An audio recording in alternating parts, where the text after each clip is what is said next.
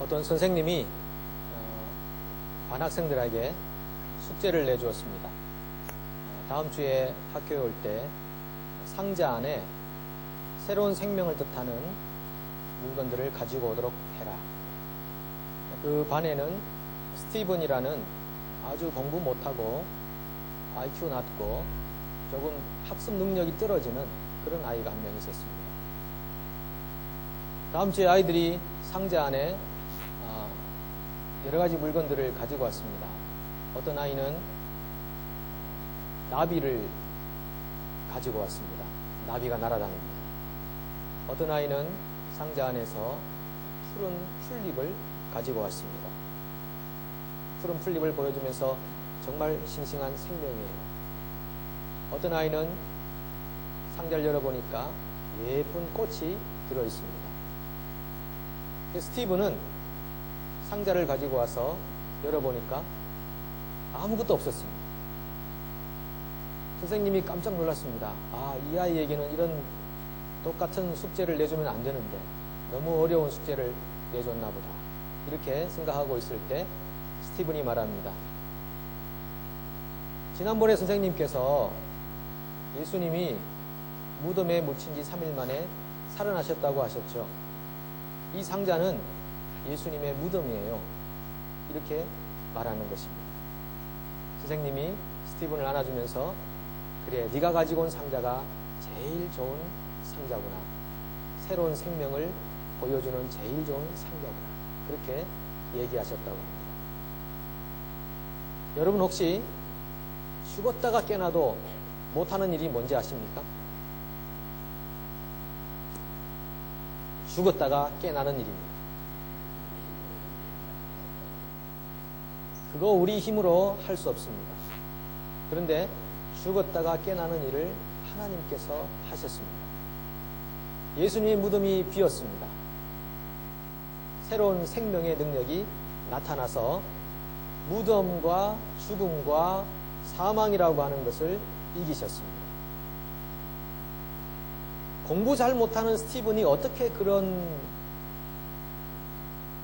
일을 할 수 있었을까요? 그건 성령님이 가르쳐 주기 때문입니다.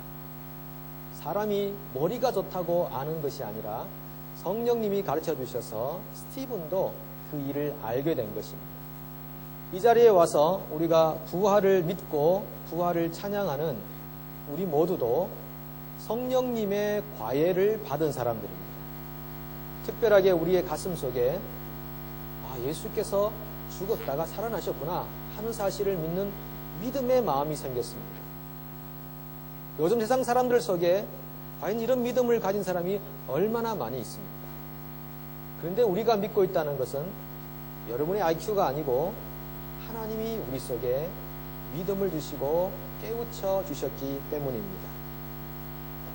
여러분, 우리가 왜 인생을 열심히 삽니까? 열심히 공부하고 열심히 돈 벌고 그리고 열심히 노력해서 과연 무엇을 하려고 하는 거죠? 소고기 사 먹으려고 하는 거 아닙니다. 우리가 열심히 수고해서 모두 다 죽음으로 가는 것입니다. 열심히 공부해서 죽고 열심히 돈 벌어서 죽고 땀 흘리고 수고해서 죽는 겁니다. 모두가 다 그 길을 가는 겁니다. 왜 삽니까? 죽기 위해 삽니다. 그런 우리의 인생 아닙니까?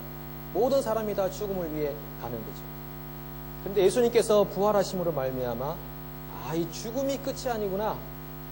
죽음이 우리가 가는 마지막 역이 아니구나. 죽음은 그냥 거쳐가는 정거장이구나. 버스 스테이션이구나 하는 것을 알게 된 것입니다. 그 버스 스테이션에서 우리가 뭘 합니까? 새로운 몸을 갈아입는 것입니다. 오늘 다 읽진 않았지만 그 앞 본문에 보면 우리 육체가 이 육체가 아니라 새로운 육체를 입는다고 합니다. 죽음이라는 곳에서 잠시 쉬면서 새로운 몸을 갈아입는 시간을 가지는 거죠. 그런데 우리가 입는 그 새로운 몸은 지금 있는 이 몸하고는 완전히 다르다는 거죠. 여러분 혹시 현재 가지고 계신 여러분의 몸에 불만이 있으십니까? 좀 불만족스러우신가요? 이 부분이 저 부분이 나올 때 나오지 않고 들어갈 때 들어가지 않은 그런 굴곡이 있는 인생 때문에 여러분 정말 힘들어하지 않습니까? 그런데 이 육체로는 하나님 나라에 들어갈 수가 없습니다. 이 육체는 흙이기 때문에 그래서 죽음이라는 정거장에 서서 새로운 몸을 갈아입으면 그 몸은 여러분이 생각했던 것과는 차원 다른 몸이 될 겁니다. 아주 아름다운 몸이 될 거예요. 정말 우리가 서로 만났을 때 보고 놀랄 겁니다.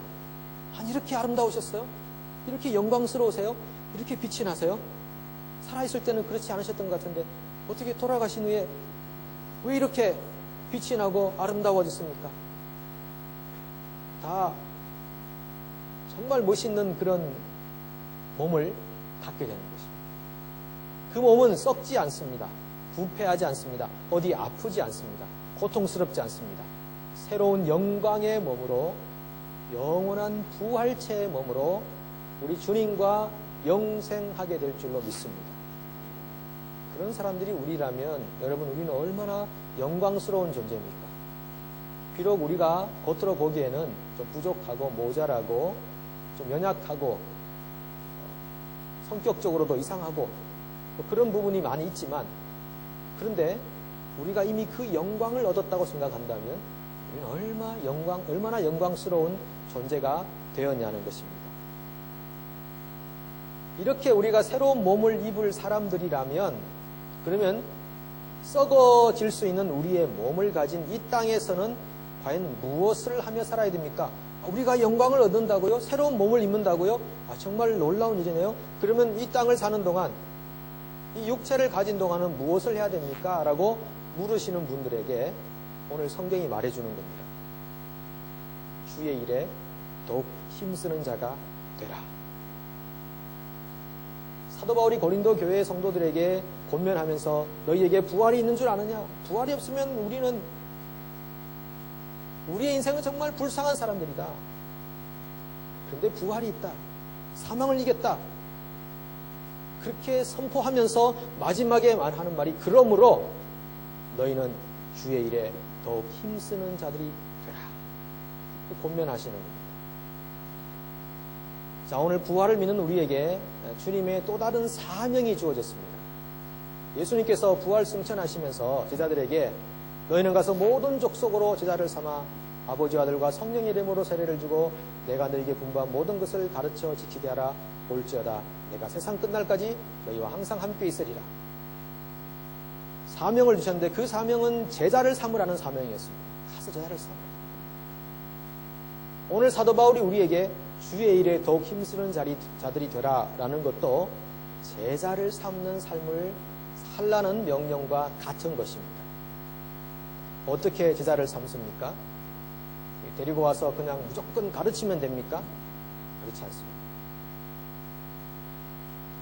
내가 오늘 하고 있는 그 공부, 내가 하고 있는 그 일, 내가 하고 있는 그 계획들이 과연 부활하신 주님의 생명을 나타낼 수 있는 일인가?